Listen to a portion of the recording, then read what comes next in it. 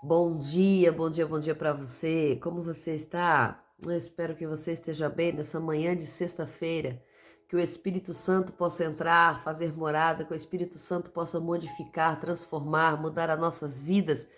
Que nós possamos sentir Deus falando conosco nessa manhã, que nós possamos sentir Deus cuidando de nós, que nós possamos sentir que Deus é o nosso refúgio, a nossa fortaleza, o socorro bem presente no dia da angústia. E o Senhor cuida de nós. E o Senhor cuida de nós nos mínimos detalhes. É o Senhor que nos mantém de pé. É o Senhor que nos restabelece a cada manhã. É o Senhor que nos transforma a cada manhã. Diante de cada adversidade, o Senhor está nos cuidando, nos transformando. Nessa manhã nós vamos ouvir um pouquinho da palavra do Senhor, nos mergulharmos na palavra do Senhor, entendermos um pouquinho mais do livro de Atos. Estamos aí alguns dias, né, estudando o livro de Atos, passou de mês já, né? Estudando o livro de Atos, cada dia um pedacinho, cada dia uma parte, cada dia um trecho, cada dia uma palavra revelada do céu, do Espírito Santo, uma palavra simples, mas direcionada à nossa vida, nosso dia, nossa alma.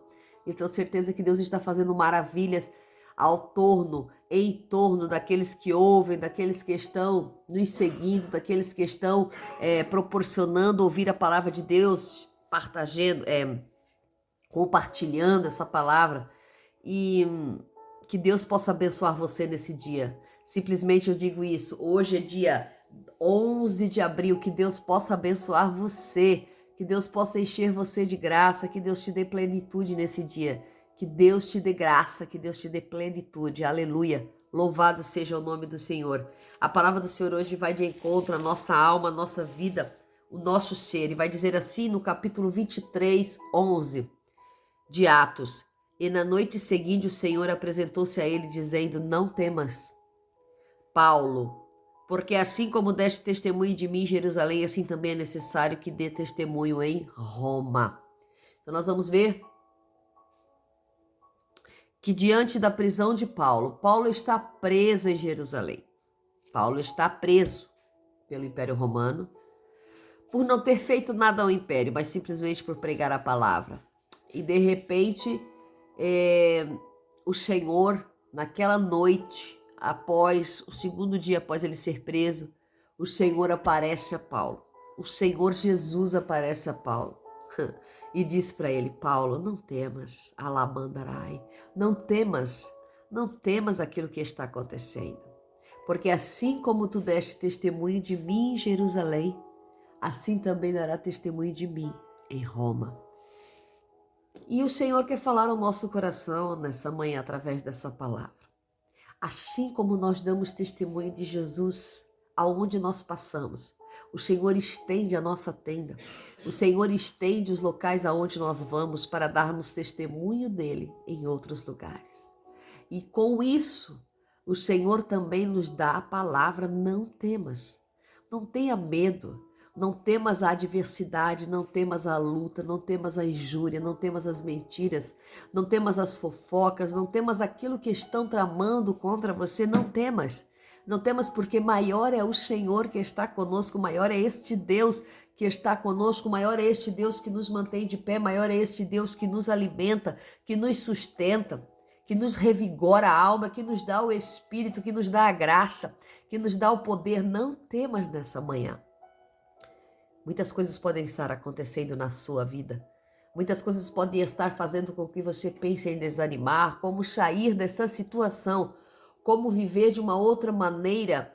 Mas o Senhor diz aqui: assim como tu deste testemunho, o Senhor tem gravado, o Senhor tem anotado aonde você está dando testemunho dele. Aonde você tem dado testemunho do Senhor? Aonde você tem falado do amor de Jesus? Assim como tu fez lá, tu vais fazer lá. Então, como tu fez no futuro, como tu fez no passado, como você fez no presente, você fará no futuro, mas em outro lugar. Então aqui, Deus está já decretando a direção a Paulo: você vai para Roma. Como prisioneiro, você vai para Roma. Porque tu deu testemunho lá, tu vai dar testemunho em Roma também. Você deu testemunho aqui em Jerusalém, você vai dar testemunho em Roma.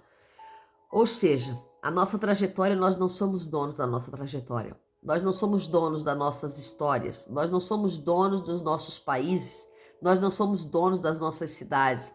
Então, por muitas vezes, por amor a Cristo, por amor à palavra de Deus, nós vamos estar indo e vindo. Nós vamos estar indo para lugares. Aqui Paulo ele vai amanietado, ele vai prisioneiro, né? Ele chega em Jerusalém livre, mas ali logo ele é prisioneiro, mas ele foi avisado que assim seria. E nada Deus deixa pegar de surpresa. O Senhor não é um Deus que deixa-nos sermos atraídos para ciladas e surpresa. Veja que eu não vou ler essa parte porque é muito extensa. E o que eu tirei dessa palavra, a partir do versículo 12, vai falar que os judeus em Jerusalém, quando Paulo está preso, eles se unem para armarem ciladas contra Paulo. E esta cilada era direto para a morte. Eles queriam a morte de Paulo. Eles queriam ver Paulo morto. Não tinha saída. Tudo que eles desejavam era a morte de Paulo. Eles tomaram um ódio, um ranço de Paulo que não tem como falar. Então eles queriam a morte de Paulo de qualquer maneira. Então eles se uniram e resolveram fazer um acordo que ninguém mais deles, nem 40 homens em torno, está escrito tudo aqui. A partir do versículo 12, você pode ler aí nessa casa, até o 25, é o que eu vou tratar hoje. Então eles se uniram para que Paulo fosse morto. E disseram, nós vamos fazer um jejum. Nós vamos fazer um jejum, veja bem, nós vamos fazer um jejum como em forma de conjuração, que maldito seja esse Paulo, que nós não vamos comer nem beber enquanto esse Paulo não estiver morto. E nós vamos colocar isso diante dos romanos no Sinédrio. Então eles planejam este ato, um jejum coletivo em prol da morte de alguém. Gente, isso é gravíssimo. Um jejum coletivo em prol da morte de alguém. E eles fazem um jejum coletivo em prol da morte de alguém. E Jesus está me dando uma palavra sobre isso. Um jejum coletivo em prol da morte de alguém. Veja que eles planejaram tudo. Eles se uniram contra uma vida. Eles se uniram contra uma pessoa. Não comemos e nem bebemos enquanto este Paulo não estiver morto. E você já viu isso acontecer em torno de você? Não. Talvez não com esse âmbito, talvez não com essa grandeza, mas eu tenho certeza que você já viu pessoas se unindo contra a vida de alguém, pessoas orando contra a vida de alguém, pessoas unidas contra a vida de alguém. Isso é contra a vida de alguém. Ou seja, quando estamos contra a vida de alguém, nós estamos a favor da sua morte. Quando estamos contra a vida de alguém, nós estamos a favor da sua morte. Então estamos em conjuração, estamos com maldições, estamos com tudo aquilo que é negativo, porque a partir do momento que nós estamos contra a vida de alguém, nós estamos a favor da sua morte. Estamos fazendo isso que esses 40 homens aqui fizeram. Se colocaram em jejum contra a vida de Paulo, a favor da sua morte. E aqui eu estou falando ao nível espiritual da palavra. Quando nos colocamos contra a vida de alguém, estamos nos posicionando a favor da sua morte. Se nos colocamos contra a vida de alguém dentro de uma casa, dentro de uma igreja, dentro de um ministério, estamos nos colocando a favor da sua morte espiritual, a favor da sua morte sentimental, a favor de sua morte física. Pode ser também. Porque quando se morre emocionalmente, procura-se buscar a morte física também. E aí vem todas as doenças, todas as trajetórias, tudo aquilo que nos leva para o lado da morte. Então, quando nos unimos em favor de algo, contra a vida de alguém, estamos nos unindo a favor da morte dessa pessoa. E carregamos essa morte sobre os nossos ombros.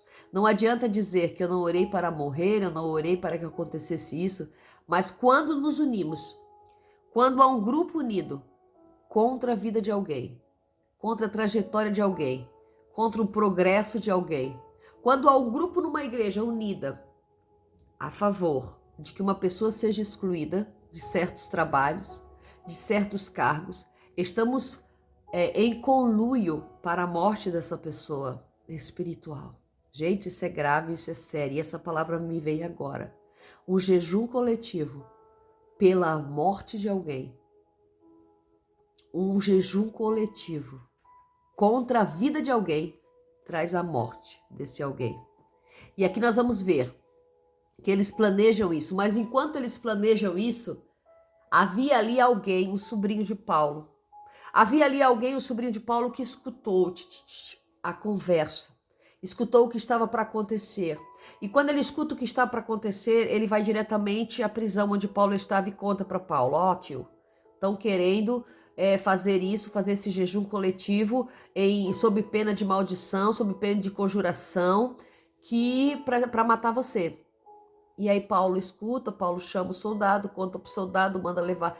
Mentira, perdão, não conta pro soldado, pede pro rapaz levar o rapaz até o maioral ali dos soldados. Então eles levam. E quando eles levam Paulo, e quando o rapaz chega lá, ele conta o que está acontecendo. Então o comandante despede o jovem e diz: ó, não conta para ninguém que eu sei. E o comandante prepara a saída de Paulo. O comandante prepara toda a saída. Veja que mesmo assim, diante da adversidade, diante do conluio, diante da situação, Deus prepara uma estratégia. Deus é um Deus de estratégia. Deus é um Deus que prepara. Então todas as coisas acontecem para o bem daqueles que amam a Deus. Todas as coisas acontecem de uma forma a qual nós somos guardados. Nós somos guardados por Deus em todo o tempo.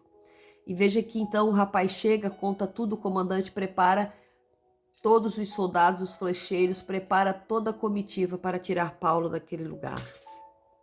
E nós vamos ver o acontecimento amanhã do que vai acontecer, né, gente? Dos novos acontecimentos. E ele prepara uma carta para que vá Paulo ao governador. Então todo aquele projeto do inimigo, todo aquele projeto do conluio ali para acabar com a vida de Paulo, levou Paulo mais para perto do propósito que ele tinha. Então Paulo vai ao governador com uma carta escrita. Paulo vai ao governador com uma carta escrita, o governador daquele lugar. Paulo vai a Félix. Então nós vamos entender que Deus tem estratégias, Deus prepara pessoas para nos ajudar. Veja, o sobrinho de Paulo estava no lugar preparado ali para ouvir aquele conluio, para ouvir aquela aglomeração, para ouvir aquele projeto. Então, o Senhor hoje, nessa manhã, eu creio em nome de Jesus, está preparando pessoas para destruir o projeto do inimigo contra a sua vida.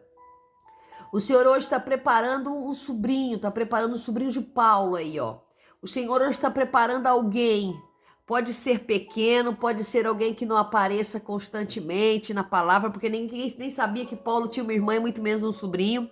Mas, de repente, Deus prepara aquela pessoa ali para te ajudar. Prepara aquela pessoa ali para proteger, prepara aquela pessoa ali para levar a notícia, prepara aquela pessoa ali por algum acaso. Então Deus tem suas estratégias. Deus prepara para nos livrar. Deus prepara para nos manter em vida. Então que nessa manhã você receba essa palavra, você receba com graça pessoas que são levantadas simplesmente para nos ajudar, pessoas que estão no local certo e na hora certa para ouvir a palavra que está sendo lançada, o projeto do inimigo contra a nossa vida. Veja, esse sobrinho, ele estava no local certo, no momento certo e ouviu aquilo que ele tinha que ouvir para alertar a Paulo. Então Deus prepara pessoas certas no momento certo para fazer a coisa certa. Então que nessa manhã nós acreditamos que tudo aquilo que envolve a nossa vida tem um querer do Senhor. E que Deus coloca a estratégia. Nós não precisamos nos estressar, porque no começo o Senhor já fala nessa manhã: não temas.